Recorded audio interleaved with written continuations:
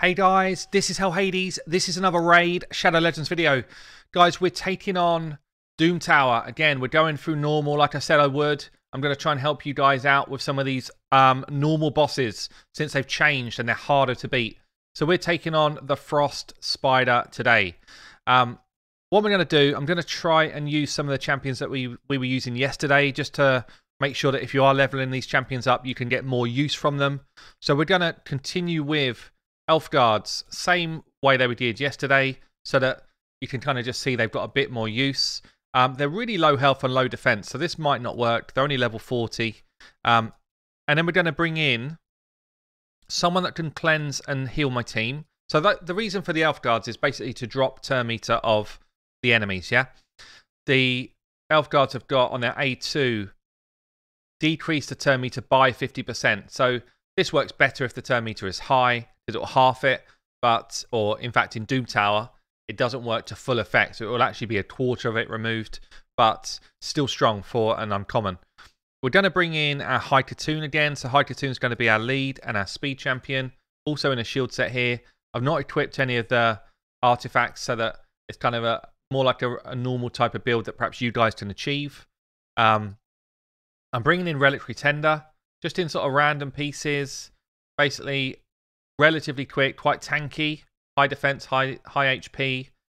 The attack and stuff makes no difference on her.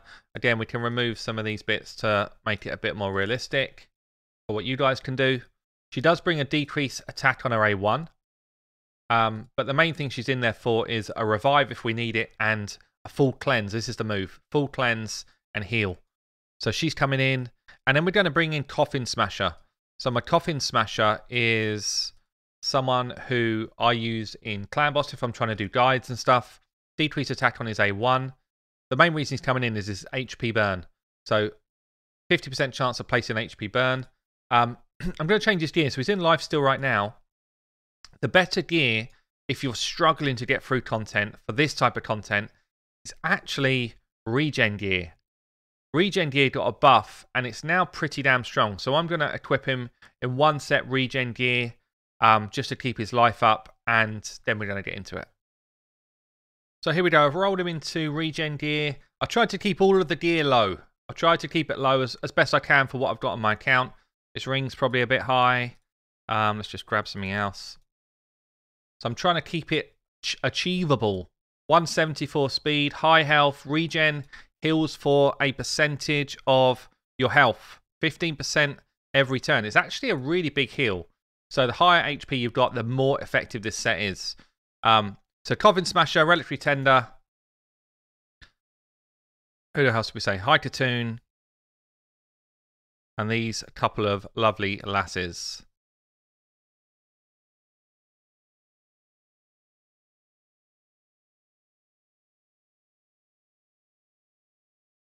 There he is. Okay, so we've got Speed Aura, we've got heals and protection, we've got HP burn so that she actually dies, we've got turn meter control.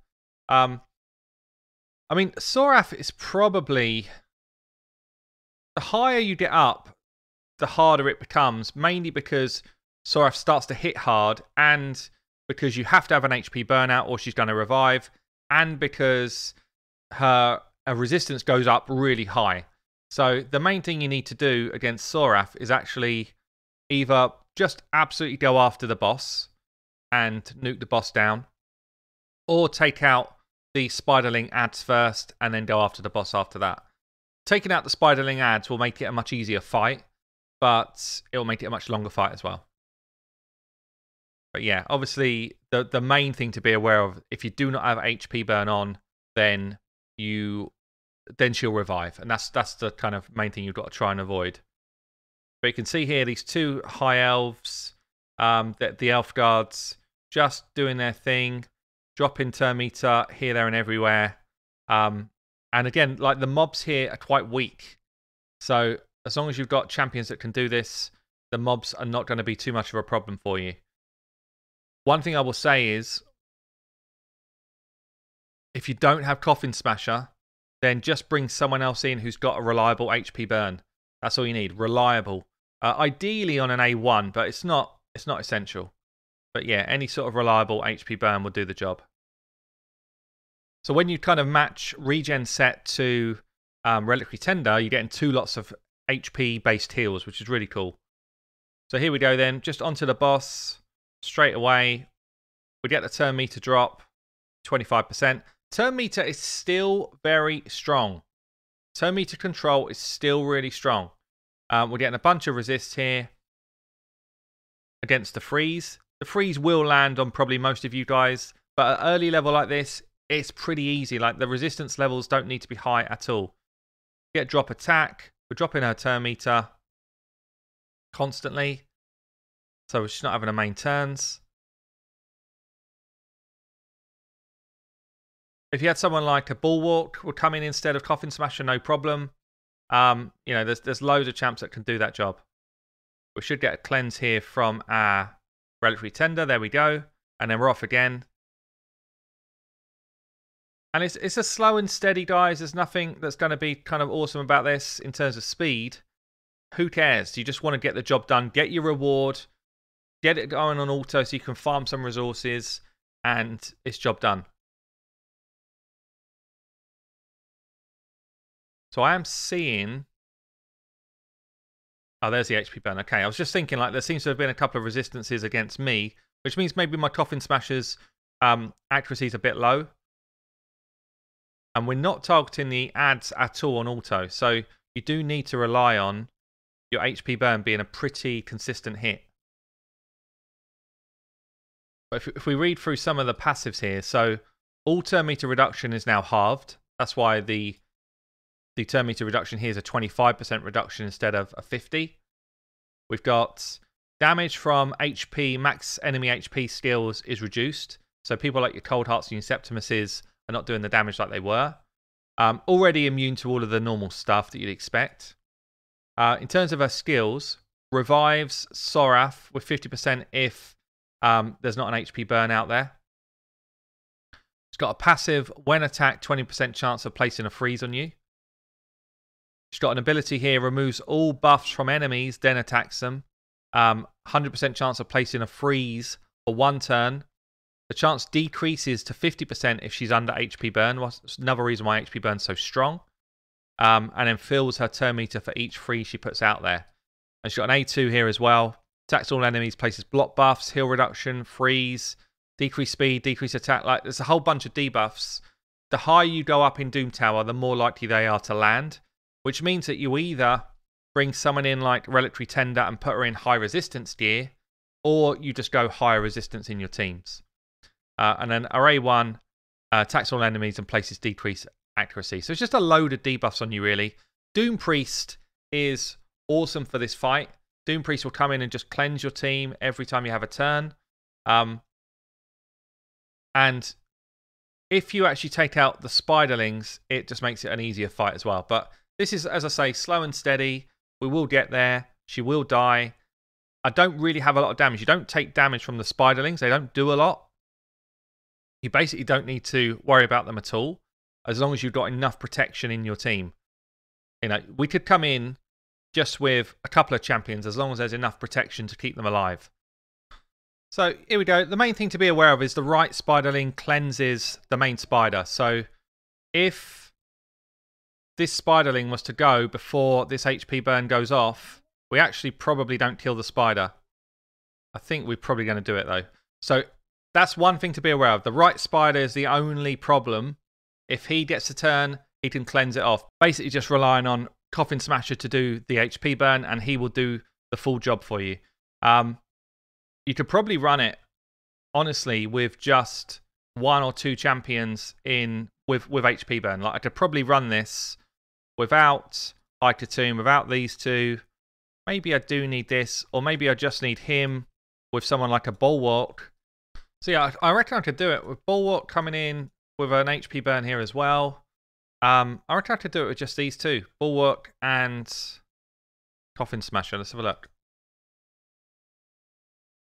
So 1 in lifesteal, 1 in Bulwark in lifesteal, and Coffin Smasher in regen gear. I feel like this just works as well. So I'm going to whiz this through on a quick playthrough, see what you think, guys. But don't be daunted by this fight. I think anyone can do it. I think anyone can do this fight. with the right champ steered in the right way. HP burn is the biggest thing that you need to deal with.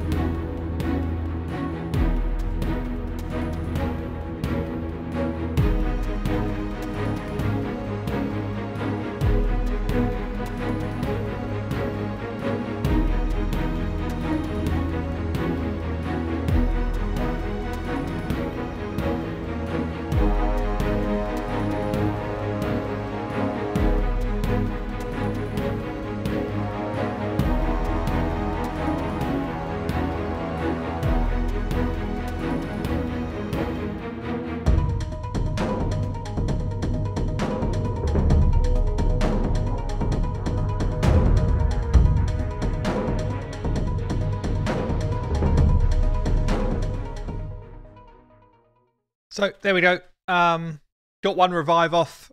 Who cares? Still a full auto team. This will keep going all day long. So 2 champions, both with HP burn, get the job done. Both in, well, one in regen gear, one in lifesteal gear. Actually, look, they basically healed the same amount throughout the whole fight. The only difference is Coffin Smasher was still healing even when he was like frozen and stuff. So as you get to later levels, I think the regen gear is just better than the lifesteal gear for this sort of content. So there you go, guys. Hopefully that was useful. I feel like anyone can build these teams as long as you've got some sort of HP burn champ. If you are struggling to find one, I know this cheeky website, hellhades.com, you can come in, you can get a debuff, you can go into HP burn, single target or AoE, you can click any of those and you'll be able to pick up any of the champions that have got that skill.